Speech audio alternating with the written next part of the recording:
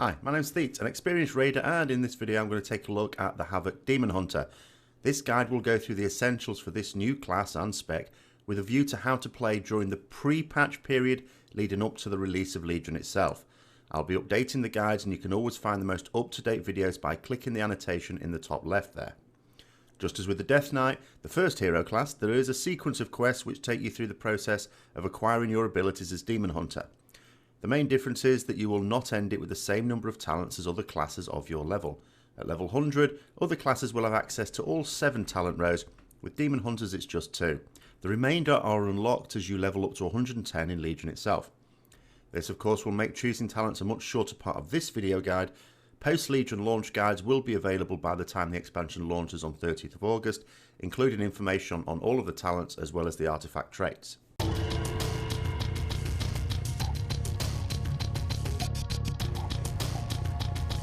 Do note that some of the footage is from the Demon Hunter starting area and Legion content, so if you'd consider this a spoiler, you may want to delay watching this guide until you've done it yourself.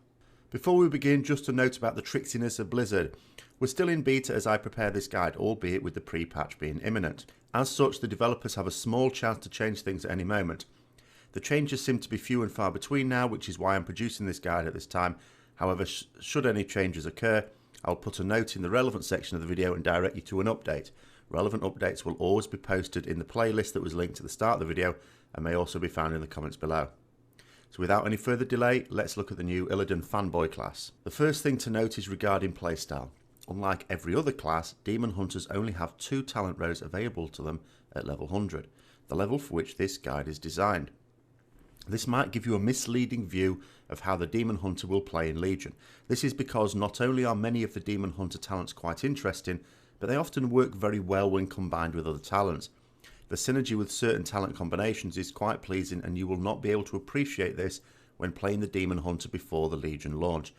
Because of this, I do not understand why Blizzard are making the talents unavailable at level 100, because you will inevitably not have as much fun playing the class as you will later on, and I fear there's a danger some may be permanently put off. However, it is what it is. As with DPS in general, Havoc Demon Hunters have a resource that is built up with some abilities and spent with others. Some of our abilities deal physical damage, whilst others deal chaos damage. The latter counts as spell damage and so ignores armour. Our resource is called Fury. Ways to generate Fury include Demon's Bite. This is by far the most common way to generate Fury, but it's not entirely predictable. Each Demon's Bite generates between 20 and 30 Fury, meaning that you never quite get an accurate feel for when you're able to use your spenders without visual cues.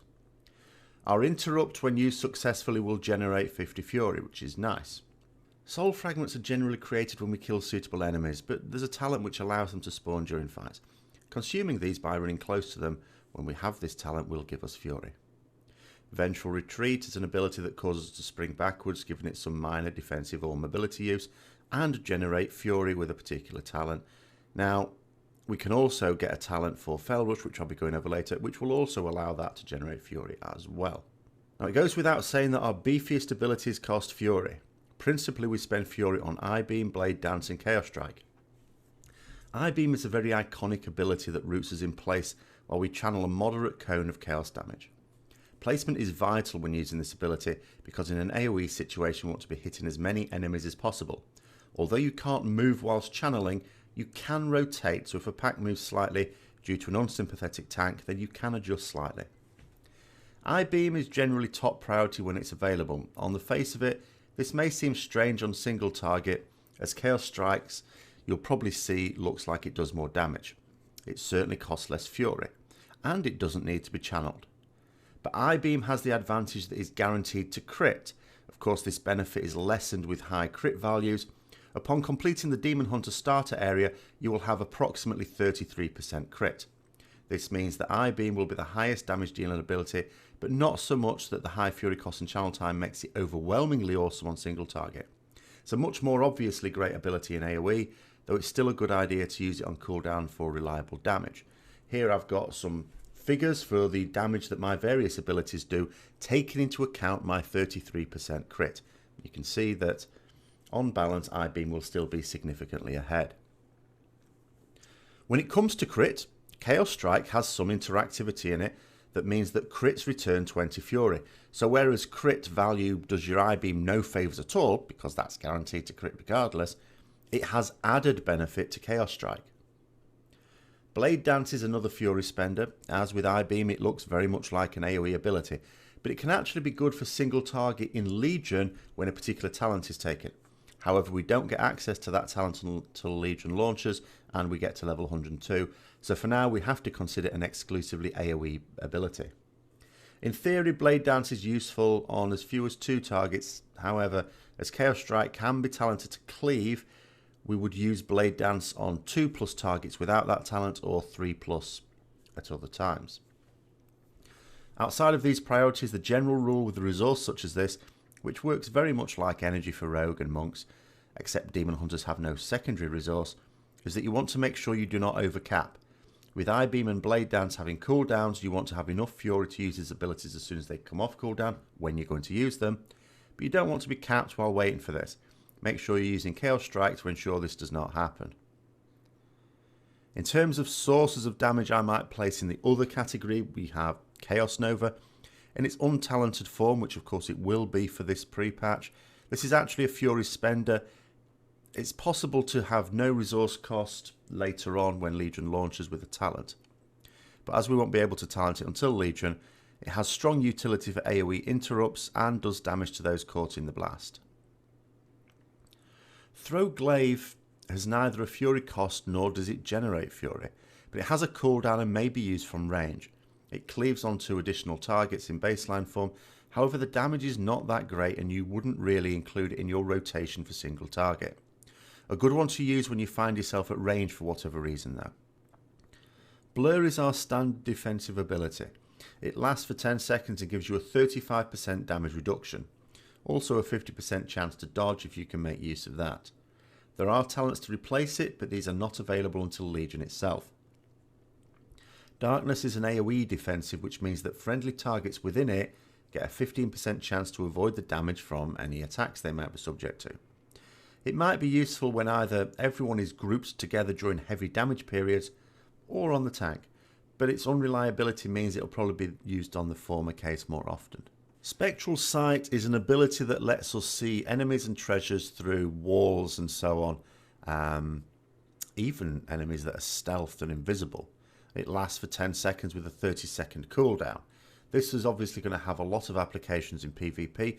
It's also quite useful when looking for treasures. If you see a treasure on the minimap, you're not quite sure exactly where it is, stick on your Spectral Sight, have a look around and you'll be able to see it because it shows up red.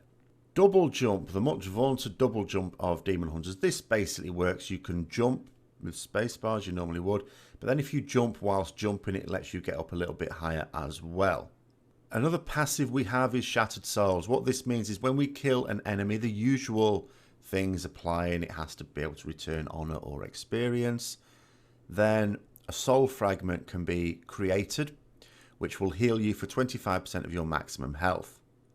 In addition, if the soul fragment comes from killing a demon, then it also gives us a buff, which means we'll deal 20% increased damage for 15 seconds. So potentially useful on groups of mobs, well, demon mobs of course, where we're killing one quickly and then moving on to the next and so on.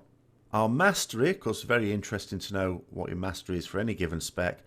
This increases all chaos damage we do. So all the abilities we do that cause chaos damage are increased out of proportion to the physical damage dealers based on our mastery. In addition, our movement speed is also increased by the percentage given by our mastery.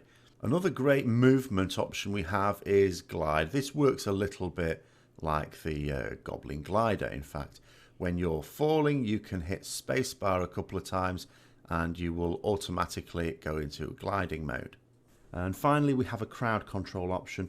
It only works on demons. It has a 10-second cooldown, but it allows us to sort of stun a demon mob for 1 minute, assuming that they can be held like this. If we do damage to it, it'll break them out of it. A little bit like a polymorph for mages. So what's our single target rotation going to look like? Well, it'll chiefly consist of using Demon's Bite to generate Fury, and then spending that Fury on I-beam when it's available, and Chaos Strike at other times. Depending on talents, you may also want to get using Vengeful Retreat followed by Fell Rush. When we decide to use Metamorphosis, where possible it's preferable to use I-Beam first and then fire off Metamorphosis. The reason for this is that I-Beam is not buffed during this time, but Chaos Strike and Blade Dance are, so it's best to use our Fury on those. Now all this seems pretty basic and not that much fun, but as I mentioned earlier, it gets a bit more engaging when we have access to the later talents. In an AoE situation, we'd favour Blade Dance over Chaos Strike, definitely on 3+ targets. In point of fact, Blade Dance could be a DPS increase over Chaos Strike ordinarily, but for a couple of things, as I mentioned before. One, with decent crit rate, and the gear you acquire from the Demon starter area will give you that, Chaos Strike is a lot more Fury efficient. Also, you can take a talent that means Chaos Strike cleaves onto a second target. Even on 3 targets, Throw Glaive is not that high a priority ability, it still retains some usefulness at range. You have to bear in mind, looking at the damage values, it's a physical damage dealer, so its damage is reduced by armour. So at this point we need to look at talents because it has a significant effect on our rotations. As I mentioned earlier, one of the really good features of Havoc Demon Hunter talents is their synergy with other talents. One such pairing is Fell Mastery and Prepared. With another talent which you can't access until Legion launches, you can have your character hopping in and out of melee range even on static single target bosses, making full use of the spec's impressive movement options. Fell Mastery buffs the damage done by Fell Rush by 50%. This causes a reasonable amount of damage and it will affect all mobs that you pass over, so even better for groups of mobs. Effective use will require you to be able to judge the distance travelled by Fell Rush well, as you sort of waste it if you land just short of the mobs you're engaging. In addition, the talent also causes a successful Fell Rush to generate Fury. Prepared causes your Vengeful Retreat to have a shorter cooldown and generate Fury when activated, as long as you damage something with that ability. Ordinarily, Vengeful Retreat would just be something to use when you want to run away. It propels you backwards and reduces all movement by 70% of enemy mobs that it hits. With this combination of talents, however, you can leap out and back in again to generate quite a lot of Fury. Try to Fell Rush back in just before you land from Vengeful Retreat to minimise your time out of melee range. Be careful though, both Fell Rush and Vengeful Retreat are on the global cooldown, which means you can't activate Fell Rush immediately after activating Vengeful Retreat. Simply won't work. Chaos Cleave causes your Chaos Strike to hit one additional target, but for 50% of the damage. This puts it marginally ahead of Blade Dance on damage on 2 targets, and with crit making Chaos Strike effectively more Fury efficient than it appears at face value, this can make for a useful talent on a 2-target cleave fight. However, it's useless on single target and so doesn't make for a very flexible talent. Thinking of dungeons in particular where you won't be changing talents partway through, Chaos Cleave will have limited value on most bosses. The final talent rounding off our first tier is Blind Fury. This extends the duration and of course the damage of I-Beam. Just as with I-Beam in its baseline form, this talent is less effective relatively speaking with higher crit values. It also means you'll be rooted for longer, so if things are moving and you can't keep your beam on enemies for the duration, you won't be getting full effect from this talent. If you don't want to take the pairing of Fell Mastery and Prepared, the second tier gives you additional choices of Demon Blades and Demonic Appetite. Demon Blades replaces your Demon's Bite. It means you will not manually be using this Fury generator at all. Fury will be generated from your auto attacks. In addition, your auto attacks will mostly cause shadow damage. The benefit of this talent is that it frees you up to use other abilities which would not normally feature in the rotation, such as Throw Glaive. It will of course become a very slow rotation, but may suit those who are concerned about having too many abilities off cooldown with the standard rotation. Demonic Appetite gives your Chaos Strikes a chance to spawn a lesser Soul Fragment. Consuming any type of Soul Fragment also gives you Fury. This is a nice ability for solo play as it's a good way to get some self-healing during a tough fight, perhaps when taking on an elite for example. It's also a ready supply of Fury, although unreliable. When it comes to stat priority, it's probably worth checking out the video I did on secondary stats in general a little while ago. I'll put a link there. There is no set stat priority, and it sort of applies for most specs because it does depend on the situation. Demon Hunters, for example, get a lot of interactivity from crit on Chaos Strike, but completely zero with I-beam. So crit does nothing for your I-beam, for example. That being said, crit is likely to be the secondary stat we want to favour, at least in the pre-patch as far as I can see. Mastery is also really useful. It straight up buffs our chaos damage dealing abilities. Now, this is by no means all of our damage abilities, so again, it depends on the situation. Are we going to be making use of things like Blade Dance and Throw Glaive, in which case our mastery isn't doing us a great deal? Is there a lot of movement on the fight, in which case the effect of mastery increases a little bit? We've got a lot of movement abilities, of course, but the flat out movement speed increase that mastery gives us is great. If we have 20% mastery, we've got a passive 20% movement speed increase. Versatility just does what versatility does. Haste just does what haste does. It's just going to increase the amount of to reduce the cooldowns we're getting off various abilities. But in general, if you had to back me into a corner, I would say go for crit and mastery. This is likely to be best, at least in the early days. So hopefully that gives you a nice overview of the Havoc Demon Hunter as it's going to be when the pre-patch goes live. Bearing in mind, we still don't quite know when the pre-patch is going live at the point I'm putting this video up. And also when it does, we're going to have to wait still another couple of weeks before we're allowed to play the Demon Hunter, even if we've pre-ordered. So we're only going to be playing the Demon Hunter for a few weeks, after which it's into Legion, where we get artifacts and we get more talents, which will massively change the way this spec plays. And my videos for that will be out next month to help you with that as well. If you've got any questions, put them below. And as always, if you've enjoyed what you've seen, don't forget to like, comment and subscribe and share with other interested parties. Till next time, see you later.